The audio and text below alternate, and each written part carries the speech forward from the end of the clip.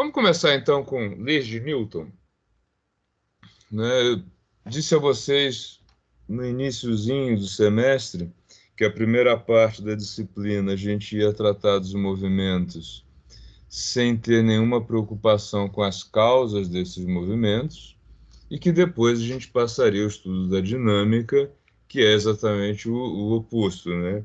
É o estudo de por que um movimento ocorre ou de por que um movimento não ocorre, que é aí a dinâmica que a gente vai começar com as leis de Newton, tá?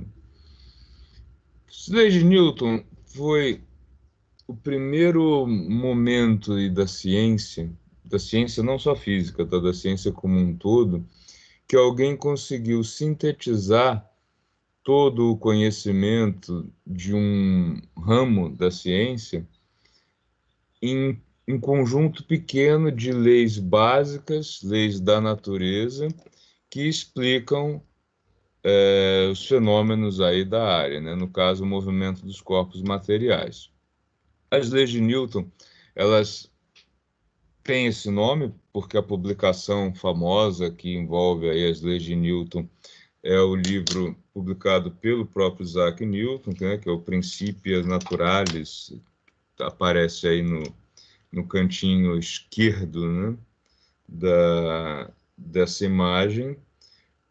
Na realidade, esse livro ele é uma grande síntese não só daquilo que Newton fez, mas também do que veio antes dele, com Galileu Galilei e outros cientistas que trabalharam nessa mesma área, mas ficou conhecido como Leis de Newton, porque foi ele que fez essa finalização, ele que deu esse corpo, né, de leis, mas ninguém faz nada do nada, né? Ele esteve sempre baseado e partiu de conhecimentos anteriores a ele e deu uma contribuição muito importante para a ciência com a formulação dessas leis de maneira sistemática, tá? As leis de Newton são três. A primeira, a segunda e terceira lei, a ordem é a ordem que ele mesmo deu, e a primeira delas é a chamada lei de inércia, a segunda é conhecida como lei de força, e a terceira, a lei da ação e reação. A lei de inércia diz o seguinte, que um corpo permanece em equilíbrio, e aí Newton vai definir que equilíbrio pode ser equilíbrio estático, parado, ou equilíbrio dinâmico. O equilíbrio dinâmico é quando o objeto se desloca em linha reta com velocidade constante. Então, toda vez que na mecânica for dito que um objeto está em equilíbrio, vocês têm que verificar se o equilíbrio é estático ou dinâmico. Lembrando que o dinâmico é movimento em linha reta, sem aceleração, com velocidade constante. A primeira lei diz que um corpo permanece nesse estado sempre que a soma das forças que atuam sobre esse corpo for zero, né? Então, se a gente tem atuando sobre um corpo N forças, 2, 3, 4, 5, 10, né? Vetores força, como aqueles que a gente viu na aula passada, se a soma de todos esses vetores for zero, o corpo ou está em equilíbrio estático, parado, ou ele está se deslocando com velocidade constante. Por exemplo, se você estiver trafegando num veículo, né, se você conseguir colocar seu carro para se deslocar em linha reta com velocidade constante, significa que todas as forças que atuam sobre esse veículo somados são iguais a zero. Aquilo que você está fazendo com o motor do carro, ele simplesmente está anulando os efeitos das forças contrárias ao movimento, como gravidade, como resistência do ar, resistência com qualquer outro atrito ali, né, com vento, qualquer outra coisa. Você está conseguindo simplesmente anular essas forças que tendem a desacelerar o veículo, mantendo ele em velocidade constante. Nesse caso, o automóvel se deslocando em linha reta sem variação de velocidade está em equilíbrio. Ou o objeto pode estar totalmente parado, como no caso de uma construção de uma casa, né? Tem várias forças, várias tensões atuando sobre uma casa, devido à ação da gravidade, devido à acomodação de terreno, devido a vento, uma série de outras coisas, mas as outras forças anulam essas e o imóvel, né, a casa permanece em equilíbrio estático, parado. A segunda lei define o que é força, tecnicamente. E isso é um problema, muitas vezes, para nós, porque a gente usa a palavra força, né, na linguagem cotidiana e não necessariamente de acordo com o que é força do ponto de vista técnico. Tá? Então, tome muito cuidado com isso, porque algumas coisas que são comuns no nosso dia a dia, algumas palavras que são comuns no nosso dia a dia, quando a gente vai para a área técnica, elas têm uma definição. E nem sempre essa definição converge ou está em acordo com o uso cotidiano, tá? Isso dá muita confusão, gente. O que é força do ponto de vista da física? A força é aquilo que, quando atuando sobre uma massa, altera a velocidade dessa massa, tá?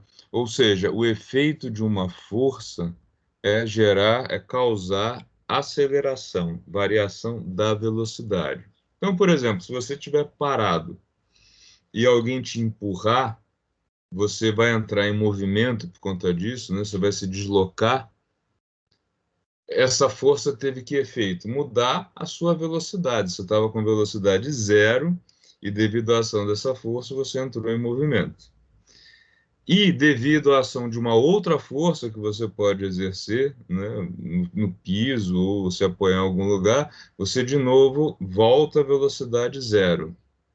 Então, força significa mudar o efeito de uma força é mudar de velocidade, ter aceleração, tá? Por isso a definição aí o texto da segunda lei de Newton diz que quando uma força resultante não nula, ou seja, quando a soma das forças que atuam sobre um corpo não for zero, isso vai alterar o estado de movimento, isso vai dar aceleração a esse corpo, tá? E a terceira lei, das três, é a única que não aparece no trabalho do Galileu e nem em nenhum outro trabalho anterior a Newton, por isso é uma contribuição do Isaac Newton propriamente. Ela define coisas muito importantes também. Ela diz que, primeiro, o que a gente chama tecnicamente de interação é algo que ocorre sempre entre dois ou mais corpos, ou seja, não existe autointeração. E como que isso ocorre? Quando um corpo A qualquer exerce uma força sobre um corpo B, então a força que A exerce sobre B, o corpo B reage e exerce sobre A uma outra força, FB sobre A. E essas forças, elas têm uma característica peculiar. Elas têm mesmo módulo, mesma direção, mas sentidos opostos. Tá? Cuidado com a aplicação da terceira lei de Newton, que tem muita besteira, inclusive em alguns livros didáticos de física de ensino médio, sobre a aplicação da terceira lei de Newton. A gente vai ver alguns exemplos dela.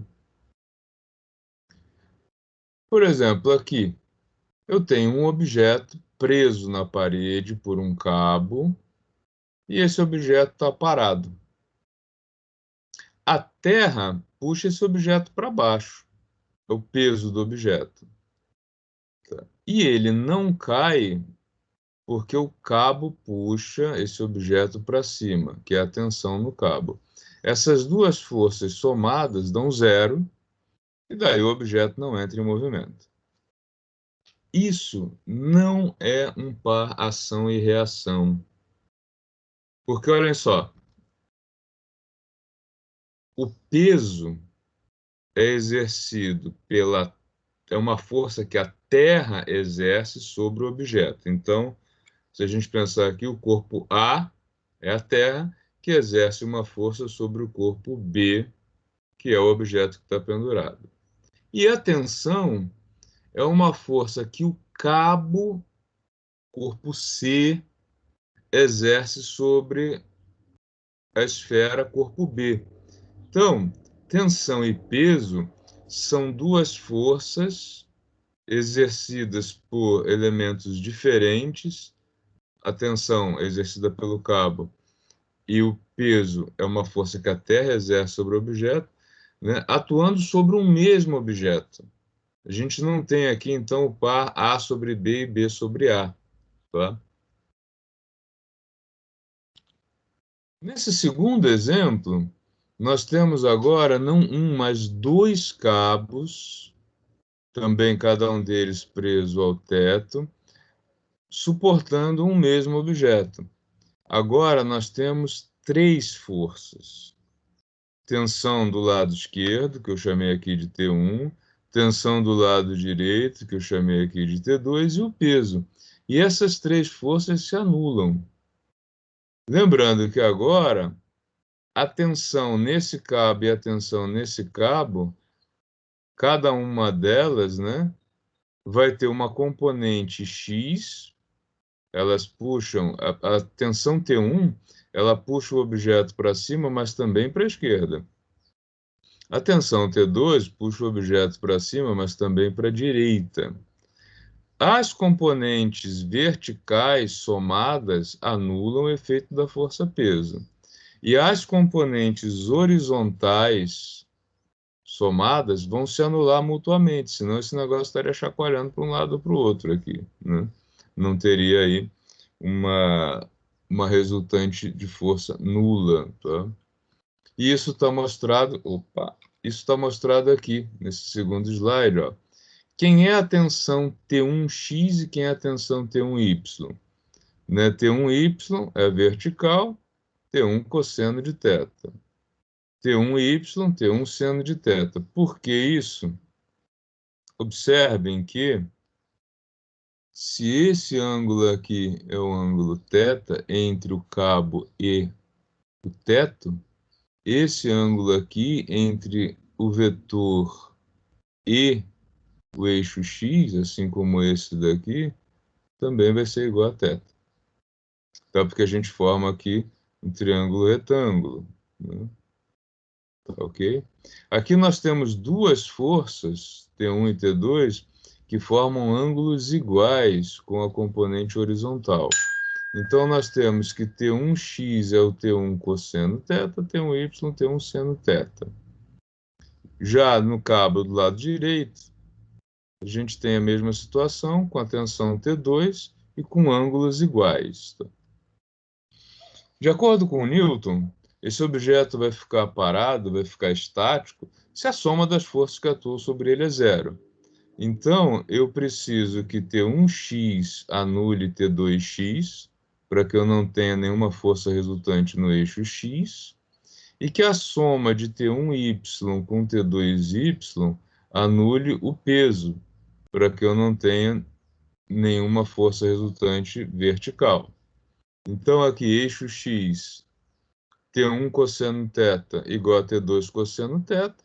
Como os ângulos são iguais, isso significa que as tensões T1 e T2 são iguais. E no eixo y, T1 seno θ mais T2 seno θ anulam o peso. Como a gente já viu daqui que T1 e T2 são iguais, o que nós temos daqui?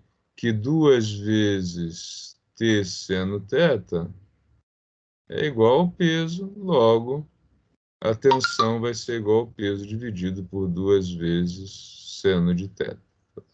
Então, esta é a tensão que cada um dos cabos tem que suportar para que esta estrutura aqui permaneça em equilíbrio. Ou seja, como Newton me diz que para que a causa do não movimento, né, o que vai causar a permanência desse objeto parado é que a soma das forças que atuam sobre ele é zero, a partir disso, e tendo o valor da massa do objeto, né, consequentemente do peso, e do ângulo projetado, né, do ângulo que eu coloco no meu projeto para os dois cabos, eu posso chegar ao valor da tensão que cada um desses cabos tem que suportar. Então, aqui eu estou fazendo um projeto, né? Eu quero colocar dois cabos sustentando um peso, uma esfera, e usando a lei de Newton, eu posso chegar à tensão que vai ser suportada pelos cabos e, portanto, isso vai me ajudar a especificar o quanto que esse cabo tem que suportar. E isso, inclusive, interfere, né, no tipo de solda que vai ter entre esses elementos. Tá? Tipo de cabo, tipo de solda, tipo de conexão, como ele é preso. Professor, então se o T2, assim, por exemplo, for maior que T1, pode ocorrer um rompimento assim? Se isso ocorrer, sim, pode ocorrer um rompimento. Mas aqui é a tensão que o cabo é passivo nesse caso, né? Ele suporta até uma determinada tensão. Ele por si só não vai gerar uma força. Então, o que se faz numa situação dessa é chegar na especificação do cabo para isso, né? Agora, se por algum motivo for exercida uma tensão aqui maior, isso aqui vai entrar em desequilíbrio, vai entrar em movimento. No exemplo do Igor, eu acho que se T2, por exemplo, for maior, eu acho que pode ficar desalinhado Vai o ficar desalinhado, centro. ou se aqui for dado se o ângulo daqui tiver, se esse ângulo for alterado de um lado, o outro também vai ser. Esse negócio aqui, depois eu vou mostrar alguns filmes para vocês. Isso aqui vai se redesenhar para buscar o equilíbrio, ou vai ficar em movimento, né? Por exemplo, se eu chegar aqui e empurrar esse negócio, ele vai chacoalhar para um lado e para o outro, eu vou ter uma série de alterações aqui em termos de tensões. Qual é o problema disso? Quando você monta uma estrutura desse tipo, você tem que pensar em todas as possibilidades, né, de ocorrências. Alguma coisa se chocar contra isso daqui, ele vai chacoalhar, e isso vai impactar sobre a tensão no cabo. Então, você não pode colocar o cabo no limite, né? Ah, eu cheguei à conclusão que o cabo tem que suportar 500 newtons cada um, e eu vou colocar um cabo que suporte até 500 newtons. Por quê? Qualquer intercorrência aqui que necessite de uma tensão maior para manter o equilíbrio ou para restaurar o equilíbrio, esse negócio não vai aguentar e vai partir. Um exemplo típico disso, um desses cabos pode partir. Não deveria, mas pode. E aí, se isso daqui está numa área em que pode machucar alguém aqui embaixo, né? Ou, enfim, por algum motivo você não quer de jeito nenhum que isso aqui caia, o outro cabo tem que ser capaz de suportar, pelo menos durante algum tempo, o peso sozinho. Foi o que não aconteceu naquele acidente lá das luminárias na Olimpíada no Rio. Não sei se vocês lembram que uma luminária despencou e feriu algumas pessoas. Elas eram umas luminárias bonitas, um estilo diferentão, que elas tinham uns cabos que prendiam elas. Um cabo partiu e os outros cabos não conseguiram segurar e a luminária caiu de uma altura relativamente grande e atingiu algumas pessoas que estavam embaixo, né? O projeto estava errado, né? O projeto não previa uma intercorrência desse tipo, tá? Então, é importante que os cabos e as conexões, os pontos de Professor, solda... Sim? um exemplo também, uma ponte rolante, né? Que ele tem o seu peso estipulado já, né? Sim, Todas as empresas têm lá o tanto de tonelada que eles podem carregar, né? sim, Se sim, carregar mais, pode chegar o cabo a romper e machucar alguém. sim, também. Na realidade, todos esses equipamentos que suportam carga, eles têm um limite. Por exemplo, cadeira de dentista, ela suporta 120 quilos de carga. É complicado isso. Uma pessoa que pesa mais que 120 quilogramas, ela tem muita dificuldade de conseguir um tratamento dentário, porque eu, particularmente, não conheço nenhum dentista que tenha uma cadeira especial. Eu acho que eu trabalho com o pessoal da odontologia aqui em Taubaté, na universidade. Eu não conheço ninguém que tenha uma cadeira especial para atender pacientes com mais de 120 quilogramas. Oxe, eu nunca ouvi falar isso não, professor. Vou perguntar para minha filha, que ela tá fazendo medicina de dentista. Tá. Eu vou É perguntar para ela bem. isso aí. Todos esses equipamentos têm limite. Eu lembro de uns colegas da Física Médica no servidor público estadual, lá em São Paulo, que eles receberam um paciente muito obeso, eu acho que o cara tinha uns 160, 180 quilos, e eles estavam com dificuldade, porque as mesas onde o paciente é colocado para ser exposto lá à radioterapia, elas têm essa mesma limitação, 120 quilos.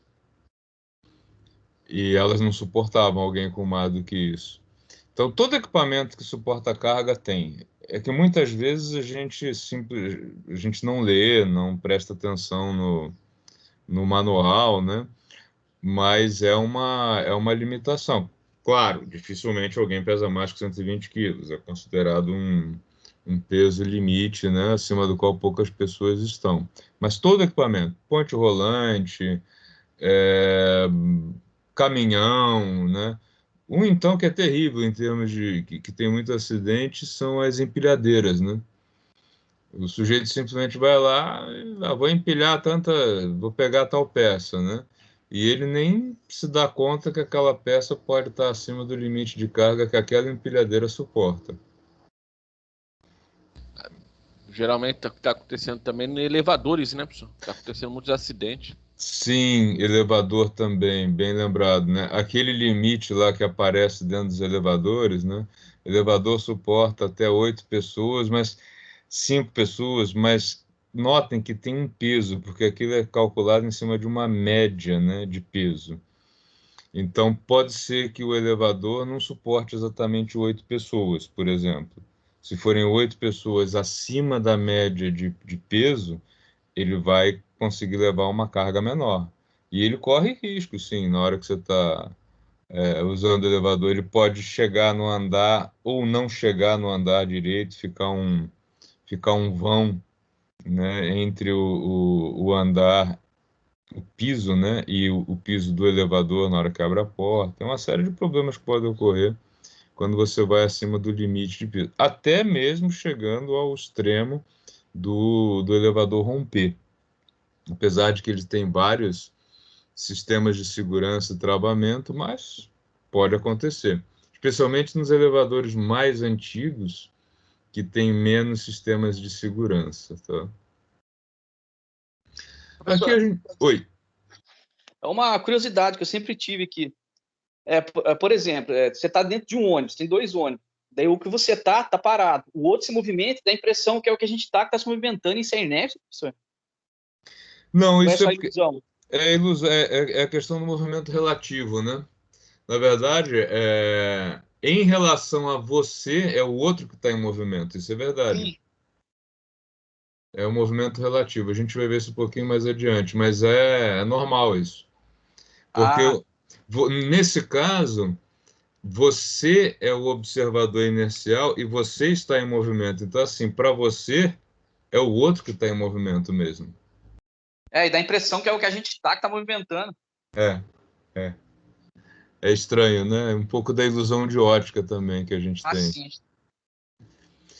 Esse outro caso aqui, um pouquinho diferente, a gente tem uma composição de eixos, ó, 1, 2, 3, 4, né? E esses eixos têm que manter esse objeto em equilíbrio estático. O que que vai mudar agora? Como tem uma quebrada aqui, um outro ângulo, né? Nós temos um ângulo diferente do lado esquerdo e do lado direito. Como esses ângulos são diferentes, as tensões de um lado e do outro vão ser diferentes também. Tá? Então a gente não vai ter mais que T1 igual a T2, porque aqui eu tenho 45 e aqui eu tenho 30 graus. Eu continuo tendo a imposição de que T1x e T2x se anulam mutuamente, para que não tenha movimento aqui ao longo do eixo x, e que T1y somado a T2y anule o peso. Porém, as tensões não serão mais iguais, como a gente vai ver na sequência. Por quê? Ó, T1x e T1y estão conectados a um ângulo de 45 graus. Já T2x e T2y a um ângulo de 30. Então, quando eu for fazer a imposição que T1x e T2x são iguais, como os ângulos são diferentes, ó, as tensões T1 e T2 não serão mais iguais. Ou seja, um dos lados vai suportar uma carga maior que a outra devido à diferença de ângulo. Tá? Então, ó, fazendo a conta, quando eu imponho que T1x e T2x sejam iguais, eu chego a uma relação entre T1 e T2. Tá? Aqui eu estou fazendo com as raízes, mas poderia estar com os números decimais, como preferirem. Tá? E, por outro lado, eu tenho que o T1y somado ao T2y anulam o peso. Mas quem é esse T1? T1 é um número vezes T2. Eu tirei isso aqui de cima. Então, eu substituo isso aqui. Tá? E aí eu tenho só T2, T2 e peso. Então, eu posso dizer qual é o valor de T2 em função do peso, que foi o que eu fiz aqui, ó. Quem é o T2? O T2 tem que ser esse número aqui, 2 dividido por 1 mais raiz de 3 vezes o peso. E a partir de T2 eu posso voltar aqui nessa outra equação e calcular o T1. Então, por exemplo, se eu tenho uma carga de 5 kg, né, um peso de 50 newtons, que tensões esses cabos vão suportar? T2, 2 vezes 50, dá quase 37 newtons. E o T1, quase 45 newtons. Tá? Então, vejam que tensões diferentes agora, nesses dois cabos, por conta dos ângulos serem diferentes. Tá? Então, se você estiver montando uma estrutura que ela prevê ângulos iguais e por algum motivo você não conseguiu colocar os ângulos iguais, tem alguma diferença entre eles, a tensão de um lado e do outro vai ser diferente. Né? E aí você vai ter o quê? Um desgaste maior do lado que está suportando a tensão maior. Né? Então, olha só, aqui no caso, T1, que é o cara que está do lado esquerdo, ele vai suportar uma tensão maior que o T2, que é o que está do lado direito. A gente vê isso aqui, ó. O T1 suporta 44,8 newtons e o T2, né, 36,6 newtons. Tá? Então, qualquer diferença aí entre o previsto, né, nos cabos originalmente e a execução da estrutura pode gerar tensões diferentes, desgastes diferentes. Tá? Se o ângulo for claro que se a diferença for pequena, a diferença na tensão também vai ser pequena, mas isso pode ocorrer. Tá? Então, não é porque os dois cabos estão suportando o mesmo peso que eles vão ter tensões iguais. Pode ser que não tenham tensões iguais, tá? Tudo bem, gente?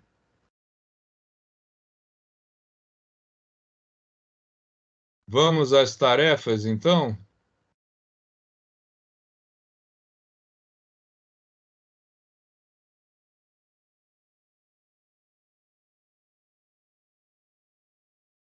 Vocês têm agora disponível para vocês, deixa eu mostrar isso aqui.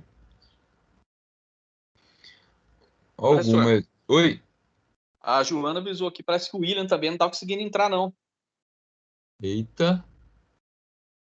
Deixa eu ver aqui se eu consigo ver o William. O William está aparecendo como desligado, viu? Ele não, eu vou pedir para ele ingressar, mas ele não está aparecendo disponível no Teams. Ele e o Valmir, os dois aparecem como não conectados. Estou tentando trazer eles para a sala, tá? Pode ser que ele tenha religado o computador. Obrigado, senhor.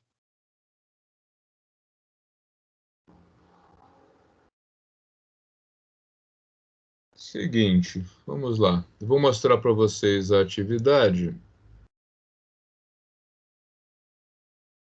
que a gente vai começar a fazer agora.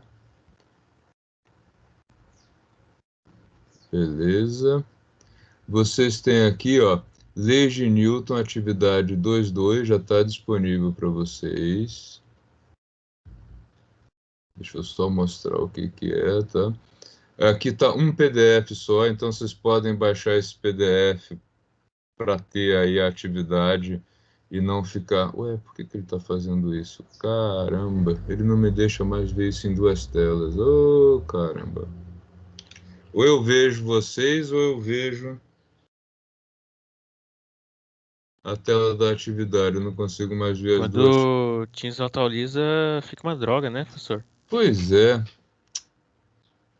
Ele agora, antigamente ele abria 2 telas, uma da reunião e outra da equipe. Aí eu conseguia ver as 2 coisas simultaneamente. Agora ele não está me deixando mais. Preciso descobrir o que aconteceu. Mas vamos voltar aqui. Olha só. Vocês agora têm a tarefa num PDF que vocês podem baixar previamente, tá? E a ideia aqui é que vocês façam esses 2 exercícios, que são muito parecidos com aquele que eu mostrei, né, com o exemplo. Aqui o ângulo alfa é de 120 graus, portanto aqui vocês vão ter um ângulo de 60 aqui embaixo. O beta é de 60 graus em cima, tá? E aí a pergunta é, dado uma massa de 80 kg aqui, qual vai ser a tensão nos cabos, né? Cabo da direita, da esquerda e da direita, chame de T1 e T2, TA e TB, tanto faz, tá? E aqui a gente tem 160 quilos preso em 2 cabos também, um formando 60 graus, outro formando 30 graus com teto. É essencialmente um repeteco aí do exemplo que eu dei para vocês, mas para que vocês ponham a mão na